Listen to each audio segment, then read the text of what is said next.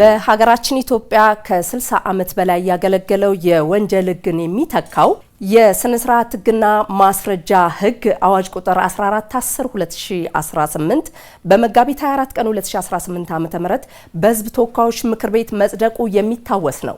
ይህ የኢትዮጵያ አዲሱ የወንጀል ሕግ ስነ ስርዓትና የማስረጃ ሕግ ዘመኑን የዋጁና ሰብአዊ መብቶችን አጠባበቅን የሚያጠናክሩ በርካታ አዳዲስ ለውጦችንም አካቶ ነው በአንድ ላይ ተጣምሮ ተሻሽሎ ይወጣው። እንግዲህ ከነዚህ ከተሻሻሉ ዋና ዋና ህጎች መካከል ደግሞ የዲጂታል ማስረጃ እውቅና አንዱ ነው። ይህ የቴክኖሎጂ ለውጥን ያገናዘበ ሲሆን የዲጂታል ወይም ኤሌክትሮኒክስ ማስረጃዎችን ለማሳያ የቪዲዮ ምስሎችን፣ የድምጽ ቅጂዎችን፣ የኮምፒውተር ማስረጃዎችን፣ የማህበራዊ ሚዲያ መልእክቶችን እንደ ትክክለኛ ማስረጃ እንዲቀበሉ ህጋዊ መሰረትም ሰጥቷል። ሌላው የተሻሻለው የምርመራ ዘዴና የሰብአዊ መብቶችን የሚመለከተው ነው። ይህም ተጠርጣሪዎች በቁጥጥር ስር ሲውሉ ያላቸው መብት የምርመራ ጊዜ ገደብና በምርመራ ወቅት ጠበቃ የማግኘት መብታቸውን በግልጽ አስቀምጧል። ለምሳሌ አንድ ተጠርጣሪ በቁጥጥር ስር ሲውል ጠበቃው እስኪመጣ ቃሉን ያለመስጠት መብቱም ተጠብቆለታል። የምርመራ ጊዜ ገደቡም ከ4 ወር በላይ እንዳይሆን ተደርጎ ነው በህጉ የተቀመጠው። ይህም አንድ ተጠርጣሪ ለረጅም ጊዜ በምርመራ እንዳይቆይ ይረዳዋል። በዚህ መሰረትም በአዲሱ አዋጅ የጊዜ ቀጠሮ አሰጣጥ የምርመራ ጊዜ ቀጠሮ አሰጣጥ ላይ ጥብቅ ቁጥጥር በማድረግ ተጠርጣሪዎች ያለ ፍርድ ለረጅም ጊዜ እንዳይታሰሩ የሚረዱ ድንጋጌዎችንም አካቷል።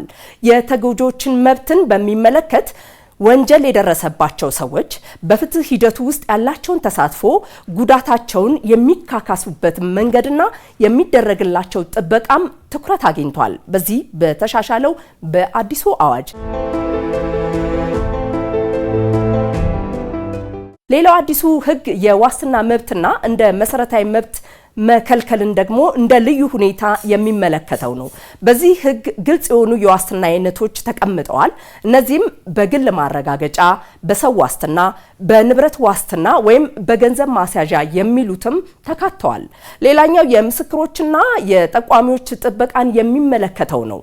ይህም በከባድ ወንጀል ላይ መረጃ የሚሰጡ ጥቆማ ሰጪዎችና ምስክሮችን ከበቀል ወይም ከጥቃት እንዲጠበቁ የሚያስችል የህግ ከለላም ተካቶበታል። በዚህ በአዲሱ በተሻሻለው አዋጅ ሌላኛው የአቃቢ ሕግ የክስ ድርድርን የሚመለከት ሲሆን ይህ ማለት አንድ ተጠርጣሪ ወይም ተከሳሽ ጥፋተኝነቱን አምኖ ከአቃቢ ሕግ ጋር በመደራደር ቅጣቱ እንዲቀልለት ወይም ክሱ እንዲቋረጥ የሚያስችል ስርዓት ነው የተካተተው። በዚህም በአዋጁ አቃቢ ሕግ ክስ ለማንሳት የሚችልባቸው ምክንያቶችና ቅድመ ሁኔታዎች በዝርዝር ተካተዋል። የክስ ድርድርን በሚመለከት ክስ ከመመስረቱ በፊት ወይም ክስ ከተመሰረተ በኋላ ፍርድ እስኪሰጥ ድረስ ባለው ጊዜ ውስጥ ተጠርጣሪው ወይም ተከሳሹ ጥፋተኝነቱን አምኖ ከአቃቢ ሕግ ጋር ሊደራደር ይችላል ይላል።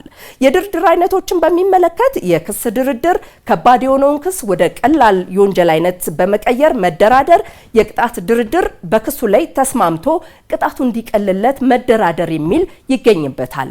በዚህም በድርድሩ የተደረገው በፈቃደኝነት መሆኑን ተከሳሹ መብቶቹን መረዳቱንና ድርድሩ የሕዝብን ጥቅም የማይጎዳ መሆኑን ፍርድ ቤት ማረጋገጥ አለበት።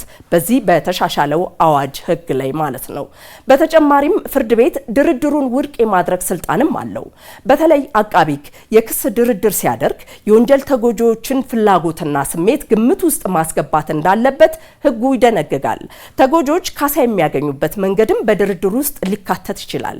በጥቅም ደረጃ ቢታይ ተከሳሹ የቅጣት ቅናሽ ያስገኝለታል። ይህ ከፍተኛ ለውጥ ያመጣል ተብሎ የሚጠበቅ ሲሆን አፈጻጸሙም ከህገ መንግስቱና ከዓለም አቀፍ የሰብአዊ መብቶች ድንጋጌዎች ጋር የተጣጣመ እንዲሆን ታስቦ የተዘጋጀ ነው። በተሻሻለው በአዋጅ ቁጥር 1410/2018 የወንጀል ስነ ስርዓት ህግና የማስረጃ ህግ ላይ ማለት ነው።